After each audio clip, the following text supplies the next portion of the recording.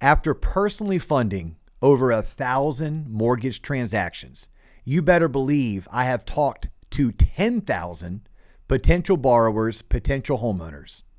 And in every single one of those conversations, interest rates come up. And interest rates should come up. It is a question the consumer is going to have, and it is something that we want to address. But how you describe interest rates to the consumer is the difference between you being a good loan originator, an average loan originator, a below average originator, or a great loan originator.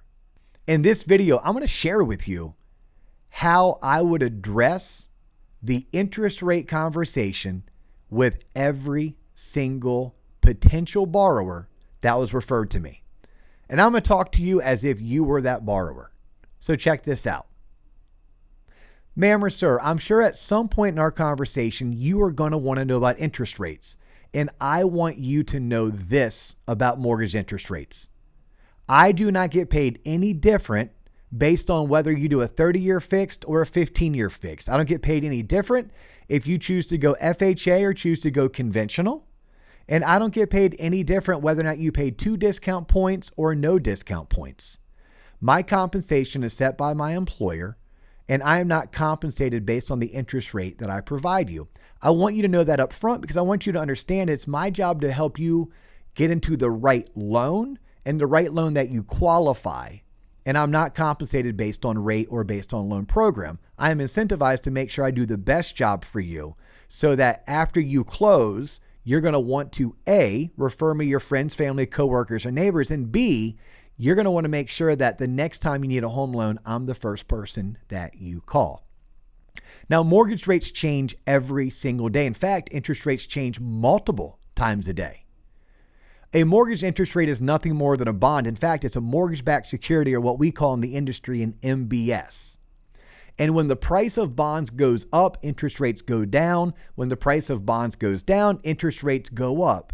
And just like the stock market fluctuates daily, the bond market fluctuates daily.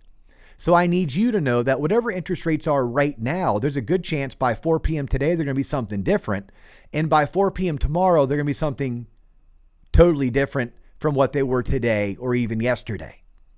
Better news on mortgage interest rates is whether or not your rate goes up or down by 1/8 or even 1/4%. We're talking about $20, $30, $40 a month. We're not talking about hundreds of dollars per month. In fact, what I find for most of my clients, people just like you, I find things like homeowners insurance, real estate taxes, and homeowners association dues have way more impact on your monthly payment than whether or not the bond market had ticked up or ticked down on the day that you were able to lock in your interest rate. In fact, speaking of locking in interest rates, please understand that until you find a property, until you commit to a purchase price, you know that property address, and you have a closing date, most likely we're not going to be in a position that we can lock you into a particular interest rate. So I can talk to you today about where rates are, but please know that's a moving target.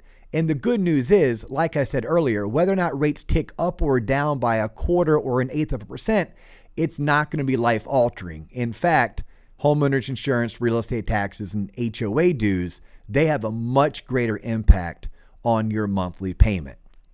And then lastly, know this about working with me. When you are under contract, when you are in a position when you can lock in, I'm going to give you 3 options. All 3 options are going to be options that you A, qualify for, and B, that help you match your financial needs, wants, and goals. So you see, you may or may not know this, and there's a good chance the media doesn't talk about it, but the cheapest interest rate may be the worst loan for you. The cheapest interest rate may not match your financial needs, wants, and goals. Sometimes the cheapest interest rate comes with the highest payment. So it's less about finding you the cheapest interest rate. It's more about making sure that we offer you the best loan program and the best deal structure that allows you to purchase this home, afford the payment, but most specifically allows you to meet or exceed your financial needs, wants, and goals. So the next time you sit down with a borrower, the next time you have an opportunity to discuss interest rates, my advice to you, based on my decades of experience, my 10,000 plus conversations that I've had, don't lock yourself into a particular interest rate. Don't make it about interest rate. Make it about the right loan. Make it about their financial needs, wants, and goals. Discuss openly interest rates up front. Discuss them on your first conversation, but discuss them as the advisor you are.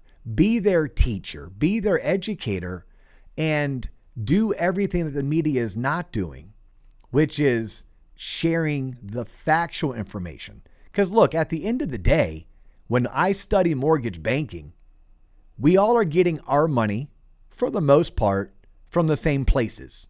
We're either getting them from depositors because we are a credit union or a bank, or we're getting them from warehouse lenders because we're an independent mortgage bank.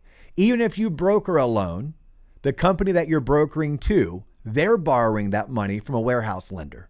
And then ultimately, we're all delivering those loans, for the most part, to the same exact secondary market. Whether that loan is being packaged and pooled and turned to a Ginnie Mae security because it's FHA, VA, or USDA, or whether it's being packaged and delivered to Fannie and Freddie as a UMBS, we are borrowing our money from the same places. We're delivering our money to the same places. There's not going to be much fluctuation from one lender to the next when it comes to mortgage interest rates, at least not to the manner that is going to impact your borrower or your home buyer's payment the way that homeowners insurance, real estate taxes, and HOA dues could. Your clients need to hear that. You need to be the educator that walks them through how this business operates so that they fully understand that you do have their best interest at heart. When it comes to their best interest, their home loan rate is a part of the equation, but it's not the entire equation. And then lastly, do yourself a favor, do your clients a favor, and do your referral sources a favor, and make sure everyone that you come in contact with understands the Federal Reserve does not dictate mortgage interest rates. The Federal Reserve dictates monetary policy in the United States. The Federal Reserve will dictate what the federal funds rate is, which impacts the prime interest rate. And prime interest rate is the rate that is used for things like home equity lines of credit, credit cards, and auto loans. But the Federal Reserve and whether or not they increase or decrease the federal funds rate does not directly impact mortgage rates. Yet, so many of our clients and our referral sources, our friends, family, and neighbors all think the Federal Reserve has way more impact. Make sure that when you're discussing interest rates with your clients, that you're including that fun fact into your normal educational walkthrough that you're going to be doing. I promise you this, if you start having these types of high-level conversations with every client up front, you will actually capture, close, and fund more business, but you'll also do a much better job of cementing yourself as their lender for life.